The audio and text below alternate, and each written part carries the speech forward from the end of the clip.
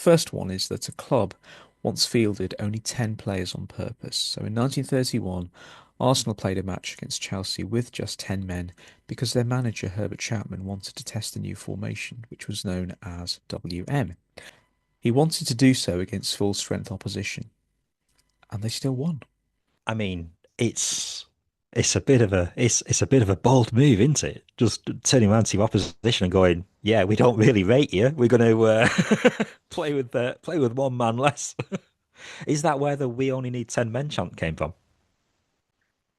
I've never thought of that, but it's a very, very good shout. But reading that fact, I mean, my mind always drifted to, if a team get a player sent off and they reshuffle, and it is, they are under the cosh then. But Caro once said this was a few years ago that teams often in training try and do this, so they sort of have 11 against 10, and they try and resist being broken down.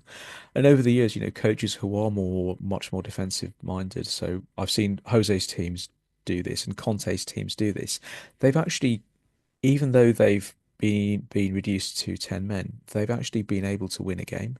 They've actually scored and won the game. So there's an art form to it. So there's definitely something there. But I think for most teams, you would be pretty crazy to hamstring yourself. And It's sort of that they seem to be getting a red card every week at one point for Arsene Wenger's side.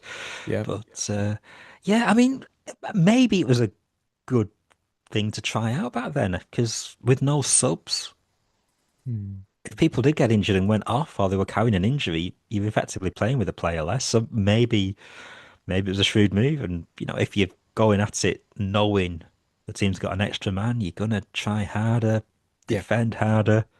yeah, But yeah, long term over the season.